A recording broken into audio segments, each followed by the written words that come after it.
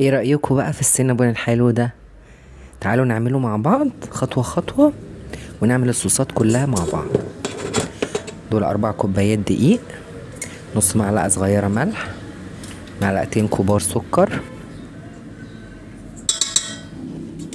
نص بيكو بيكنج باودر، نص كوباية زبدة بدرجة حرارة الغرفة، كوباية زبادي، ونفس الكوباية لبن. لو مش عايزة تحطي زبادي حط كوباية بحالها لبن. دي الخميرة عملتها، حطيت سكر ومية دافية وسبتها لما خمرت ونزلت بيها على الدقيق. بيضتين وفانيليا،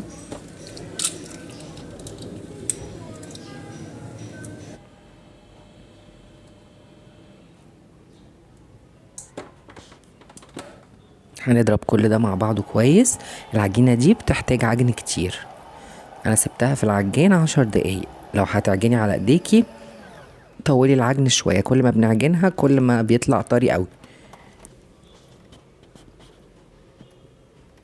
والعجينة لازم تكون بتلزق شوية في ايدينا كده.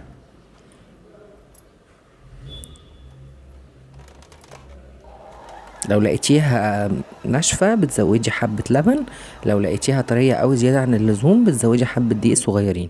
بس العجينة لازم تكون بتلزق عشان يطلع طري. هغطيها بالزيت وهسيبها تخمر شوية، ساعة على الأقل.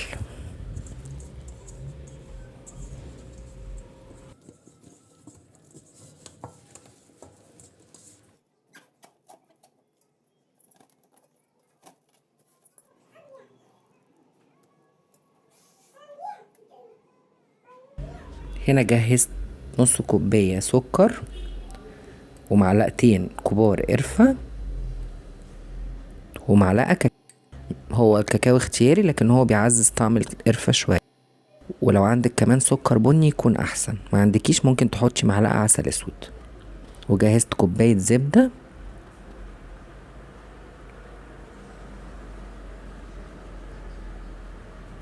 نيجي بقى لصوص الكراميل. هنا كرملت السكر وبعدين حطيت زبدة وحطيت معلقة كريمة، والكريمة اختياري. لو مش عندك كريمة خليها زبدة بس. يا دوب يغلوا مع بعض غلوة بس ونطفي عليه.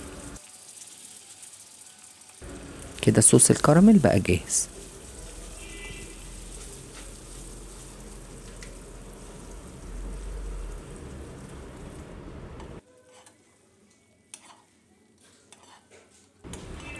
بالنسبة بقى للصوص الأساسي، الصوص الأبيض، كوباية ونص سكر بودرة،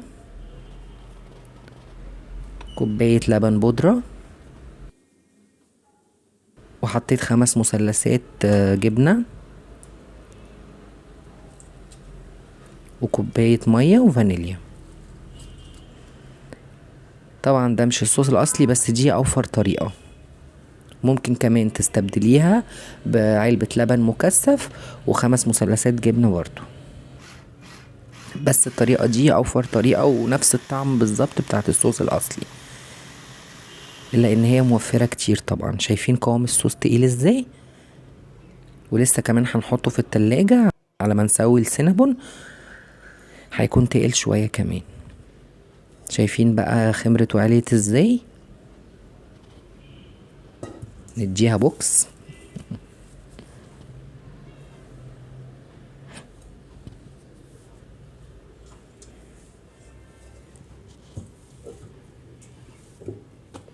نخرج منها الهواء الأول قبل ما نبتدي نفردها.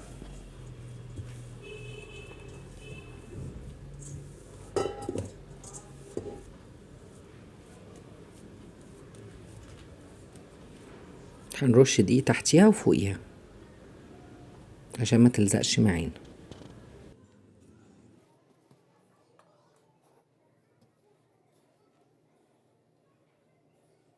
نبتدي بقى نفردها، هنخليها حوالي سمك حوالي 2 سنتي. مش عايزينها تبقى رفيعة قوي فتتقطع واحنا بنلفها، ولا تبقى تخينة.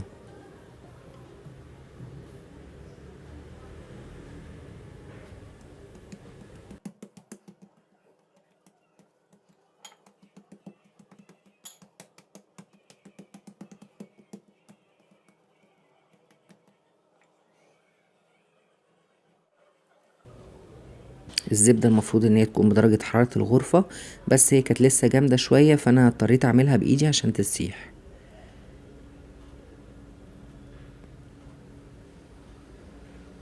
وزعتها كده الاول شوية وبعدين فردتها بالمعلقة.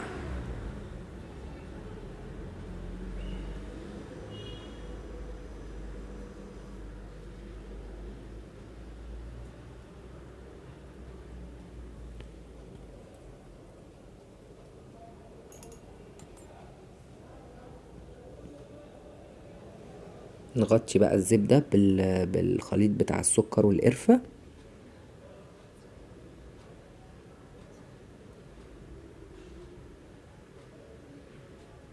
بعد ما نغطيها كلها هنضغط عليها شوية كده ضغطة بسيط عشان نتأكد ان السكر مسك في الزبدة.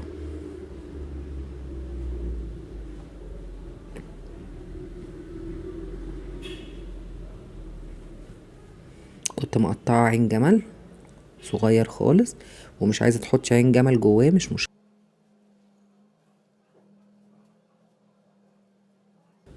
هنلفها رول.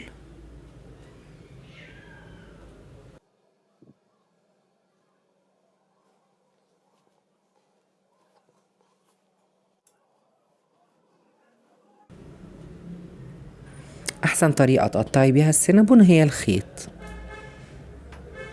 بتطلع متساوية وبتطلع القطعة مظبوطة احسن ما تقطعيها بالسكينة بكتير. بندخل الخيط من تحت كده ونشد الطرفين عكس بعض.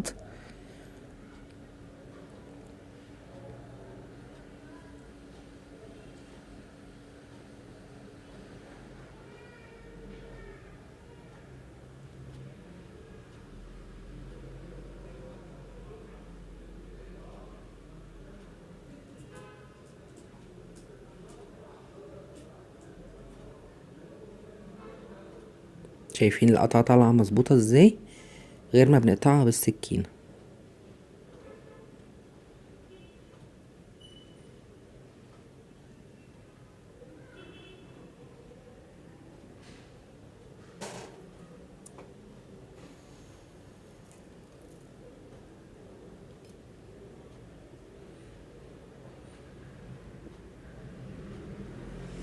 بناخد الطرف ده نحطه تحتها كده. انا كنت ناسي اعملهم في اللي فاتوا فاخدتهم عملتهم. بنشد الطرف، بصوا نشد الطرف ونروح حاطينه من تحت.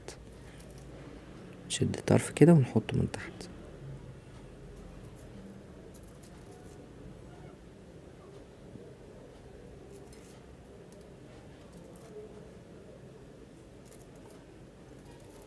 كده خلاص هنسيبها تخمر ساعة كمان.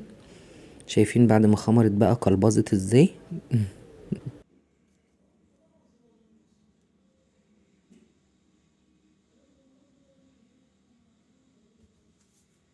دخلناها الفرن على درجة حرارة 200.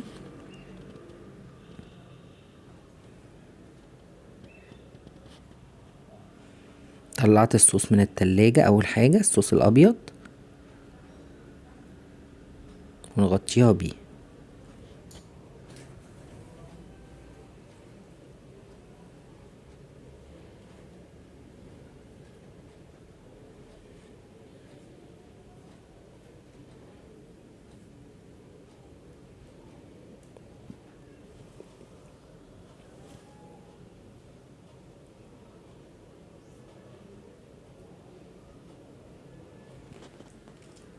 كسرت عين جمل وحطيته على الوش،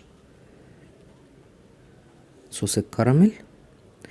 والصوص لو نشف منك على ما يطلع من الفرن السينابون ممكن تدفيه شوية على النار هيفك تاني.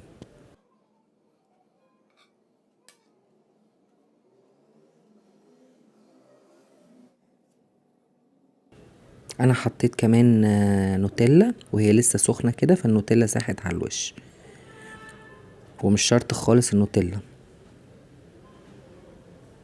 تعالوا بقى نقطع واحدة كده مع بعض ونشوف شكلها من جوه.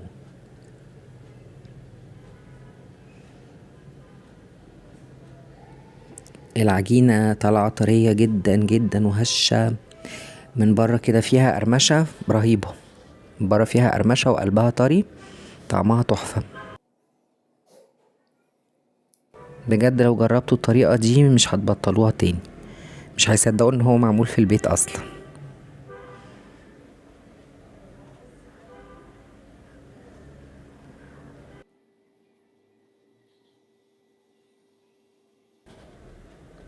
ولو عجبتكم الطريقة متنسوش تعملوا لايك وتشتركوا في القناة.